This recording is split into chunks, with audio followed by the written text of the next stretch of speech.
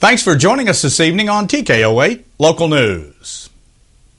A Harrison man accused of killing his estranged wife has been captured in an unincorporated area of Boone County after a 4-day search by law enforcement officers. According to the report, 36-year-old Matthew J. Bolin was caught Thursday near the Batavia area. Bolin was sought for charges in capital murder in connection with the shooting death of 26-year-old Heaven Bolin, the mother of their 8-year-old daughter and their 4-year-old son, who are currently in the state's protective custody. Heaven Bolin was allegedly shot in the head by her husband on Sunday afternoon outside their home on West Prospect Avenue in Harrison. She died Monday morning in a Springfield hospital. Bolin has been on the run from law enforcement since the shooting. He now faces charges of kidnapping as well as capital murder. A Boone County man who is a level 3 sex offender was arrested Thursday for failing to comply with Arkansas sex offender registration and reporting requirements. Boone County Sheriff Mike Moore says that 51-year-old Randy L. Ford of Harrison is being held in the Boone County Jail on a parole violation with bond set at $3,500. The sheriff says the notification is being made in compliance with Arkansas statutes. And a Gassville man was arrested Thursday morning in connection with the murders of Donald and LaDonna Rice on November 7th of 2015. Baxter County Sheriff John Montgomery says 28-year-old Tamalga Bay Pendergrass was arrested on a federal felony warrant charging him with making a false statement in the accusations of an acquisition of a firearm. He was transferred from the Baxter County Jail into the custody of a United States Marshal's office in Fayetteville last night. According to the sheriff, the arrest of Pendergrass came after an investigation into the purchase of a 9mm pistol. The sheriff alleges that Pendergrass bought the gun for Nicholas Roos, who was used in the murder. Roos was convicted of capital murder in May of last year. According to 14th Judicial Prosecuting Attorney David Etheridge, the reason the case was turned over to the federal justice system was because federal penalties are more severe than the state's penalties that would have been imposed on that offense. Last night, the Harrison City Council met for their first regular meeting of the new year, along with reading of numerous resolutions. The primary discussion involved the issue of waiving the permit fee for the new owners of the Fashion Center Mall. Mayor Dan Sherrill shared with the aldermen more details of how the incentives came about. Before the new owner came on board, he approached us. He approached the Northwest Economic Development Commission District, the Boone County Economic Development, the Chamber, the city, and the county to ask if any incentives could be given to them as far as building and creating jobs, generating revenue within the city and within the county. Okay, our laws. Well, the city laws does not have anything in place as far as, well, right at this time. Now we do. At that time we didn't, but now we have an economic development law. At that time we did not have anything. And the only thing, after we talked around, several of us in the city talked about it, the only thing we actually could do was waive permit fees. And we cannot do those unless it is approved by the council. That being it's an ordinance, those fees are tied to an ordinance, our building code ordinances. Now, Van, step on me here if I'm getting out of whack. Am I all right so far? You're fine. Oh, okay. Just keep talking. But anyway, I told the current owner now that I would have to bring this to the table to get it approved. And I'm bringing it to the table. For discussion now. I'd like to see if you can see the complete proceedings of last night's Harrison City Council meeting online at our website, TKO8.com. District 97 Representative Bob Ballinger says that he's attempting to sell his Hinesville home and has relocated to Berryville shortly after the Christmas holiday. His new home is still within District 97. Ballinger also operates a law firm in Berryville. Ballinger's Hinesville home has faced foreclosure multiple times in recent years. While it was scheduled to be auctioned at the Madison County Courthouse on Wednesday, Ballinger said he's negotiating with the bank so that he can sell instead of having it foreclosed. Stay with us. Be back in a moment. We'll take a look at some headline news from around the region. But first, here's this week's closing livestock report from Sammy Klein, brought to you by Quality Feed Grains of Harrison and Belfont. This is Sammy Klein, Federal State Livestock Market Reporting Service, 47 North Arkansas Livestock Auction Report, Wednesday, January the 25th. Cattle receipts 772. Last week 385. Year ago 892. Compared to last week, feeder steers and bulls under 550 pounds, $6 to $15 higher. Over 550 pounds, $2 to $7 higher. Feeder heifers multitude to $6 higher. Slaughter cows $2 to $3 higher. Slaughter bulls not fully tested last week. Feeder steers, medium large ones 3 to 400 pounds, 160 to 176. 4 to 500 pounds, 145 to 170. 5 to 600 pounds, 134 to 158. 6 to 700 pounds, 133 to 141. Had a package 740 pound fleshy at 128. A package 832 pound at 120. Feeder heifers, medium large ones, 3 to 400 pounds, 139 to 155. 4 to 500 pounds, 130 to 150. 5 to 600 pounds, 120 to 133. 6 to 700 pounds, 115 to 127.50. A few 7 to 750 pound, 112 to 115. Replacement cows, medium large 1 and 2.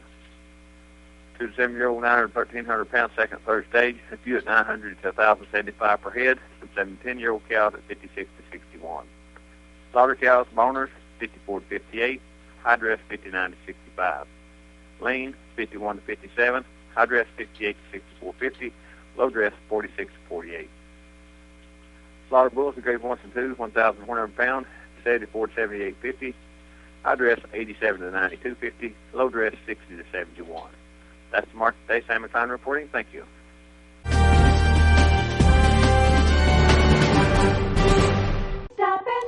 Edwards Grocery has a new week of savings that you can't afford to miss. Check out these deals. Selected varieties. Starkist Chunk Light Tuna, only 59 cents.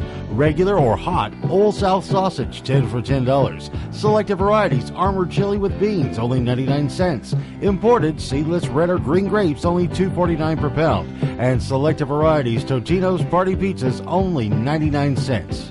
Edwards Grocery Station Money. Hello, this is Michelle from Nature's Wonders. A new year is upon us, and who doesn't love the possibilities that come along with a fresh start or a new beginning? Let us help you achieve and maintain a healthy, active lifestyle in 2017. Come see our large selection of organic and natural grocery, produce, restricted diet items, supplements including detox and energy, and much more. You can make 2017 your healthiest year yet. Nature's Wonders on Highway 65 in Harrison next to Thompson's Ace Hardware. Happy New Year. A Springdale man has been arrested with more than 1.5 pounds of pure methamphetamine. According to the police from Fayetteville, Kellen Tomlinson was pulled over last Friday, where officers found the large amount of the drug as well as a digital scale and $3,800 in cash. Tomlinson was taken into the Washington County Detention Center, where he is being held in lieu of a $7,500 bond. The 4th Judicial Task Force continues investigating that matter. Well, the Air National Guard has announced its needs for 400 cyber warfare operators in the next 2 years, and future students of the new course at the Little Rock Air Force Base say it will help the Guard reach that goal as they soar to a fighter pilot like fighter pilot-like status in their careers. The course each student will take will be a cyber security basics, offense and defensive hacking network security programs, and otherwise add to the skills they already have. Those skills could help them combat threats like the Russian hackers intelligence agencies say engaged in an online campaign to interfere with the recent presidential election. State lawmakers are working on plans to drastically change the medical marijuana amendment passed by voters last fall. One of the proposals is to push a push to outlaw smoking of the drug. State Senator Jason Rappert of Bigelow says smoking medical marijuana is just as harmful as tobacco, and he supports an effort brewing in the state's legislature to stop medical marijuana patients from smoking the drug. Rappert says he will also be sponsoring a bill to delay the state's medical marijuana program until the federal law which makes the drug illegal is changed. Currently, there is no time frame for changes at the federal level. A bill that was filed this week would ban minors from using tanning beds in the state of Arkansas. House Bill 1280 would prohibit the use of tanning equipment at a tanning facility by a minor. Anyone under the age of 18 who used a tanning bed at a facility would be committing a Class A misdemeanor. Currently, Arkansas law requires a parent or a guardian's permission. 13 states, including Louisiana and Texas, currently ban the use of tanning beds for minors due to an FDA warning that the use of a tanning bed can increase the risk of skin cancer as well as premature aging, immune suppression, and eye damage. An Arkansas man has pled guilty to charges of threatening 7 mayors with hanging if they do not meet his demands that include putting prayer and the 10 Commandments back into the school systems. 56-year-old Maverick Dean Bryan of Mineral Springs pled guilty this week as a part of a plea agreement in which prosecutors will recommend a 12 to 18-month prison sentence and dismiss a charge of felon in possession of a firearm. The letter sent to the mayors of Hope, Nashville, DeQueen, Ashdown, Louisville, Prescott, and Murfreesboro in 2015 also demanded they no longer honor the votes of anyone who is a homosexual, a Muslim, a socialist, a communist, an atheist, or who worships any god other than Jesus Christ. Bryan said he meant no harm and made a grave mistake. Before we take a look at the weather forecast as we head into the weekend, here's the way the stock market ended the week.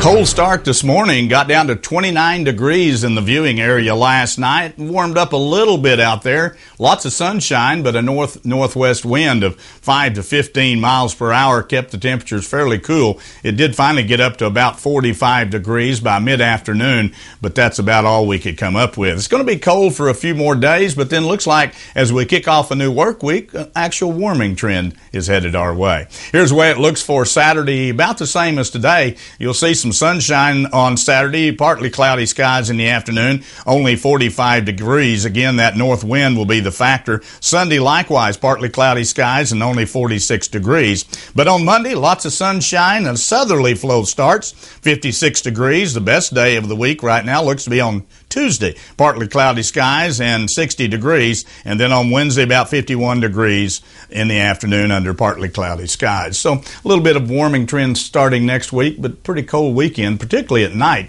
We're going to get down to about 29 degrees again tonight here in the viewing area. Stay with us. Be back in a moment. We'll take a look at sports from around the region as TKO 8 News continues. Spring has already started at Sisters Flower and Gift Shop. The ladies at Sisters have created some beautiful spring floral arrangements, and new home accent items are arriving daily. You'll also find a good selection of centerpieces, wall decor, and many other great gift items. Come by and check out their new baby section with gift ideas for both mom and baby. From handcrafted dinnerware, serving pieces, tabletop items, and licensed Razorback products, Sisters has just the right gift item for any occasion. Catch the spring fever at Sisters Flower and Gift Shop. We are so much more than flowers. Well, it's another big night for high school basketball action around the viewing area. Cotter travels to Marshall. Flippin will be at home against Sloan Hendricks. Yellville Summit makes a trip to Green Forest. Bruno Payette will host the Deer Antlers. Viola entertains Rural Special. Melbourne heads to Pocahontas. Lead Hill will travel to Decatur. Bergman makes a trip to Huntsville. Valley Springs will be at home against Berryville. Omaha will play host to St. Paul, and Western Grove entertains Mount Judy. 5 Lady Pioneers scored in double figures on Tuesday night when they faced Rema Bible College. Those players led the Lady Pioneers to a convincing 97-48 win. The squad shot 57% from the field and nailed 47% of the three-point attempts after committing a season-high 29 turnovers on Saturday against Arkansas State University Mid-South. The Lady Pioneers only had 13 turnovers against Rema. Leading North Ark's charge was Sydney Garrett with 23 points. The Lady Pioneers will be back in action tonight as they host Iowa Western at Pioneer Pavilion.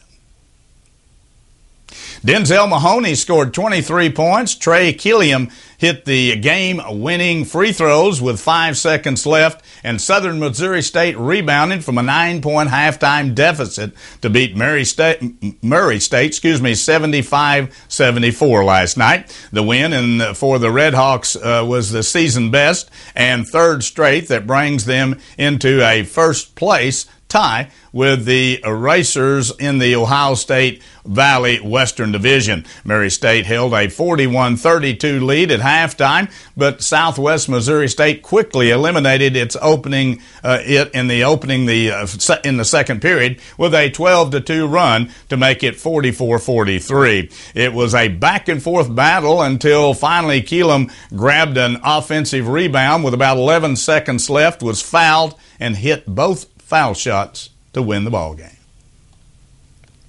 Kansas coach Bill Self says a police investigation of an alleged rape in his team's dorm has given him no reason yet to discipline anyone as the second-ranked Jayhawks prepare to play at fourth-ranked Kentucky. Self has publicly acknowledged the investigation of the alleged sexual attack last month of a 16-year-old girl at the McCarthy Hall has become a major distraction heading into Saturday's big showdown. No charges have been filed at this time. Police have not publicly identified any suspects. 5 of Self's players are, however, listed as witnesses on the police report. Self is deferring to police in declining to publicly discuss what any of the players have said in confidence about the matter, and he says he's learned about from several of the athletes in the department that the report will be made public in the near future.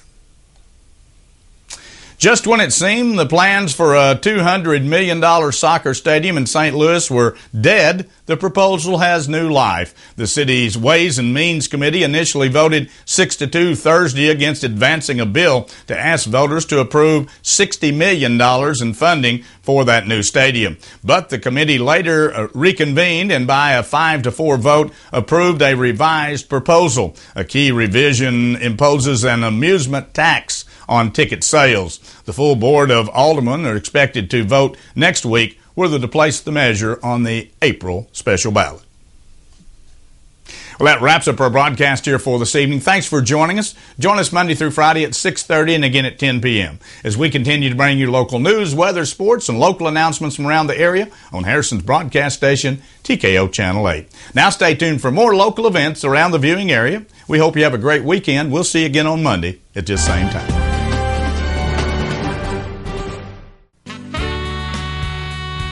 KTKO Channel 8 Harrison. Local television worth watching.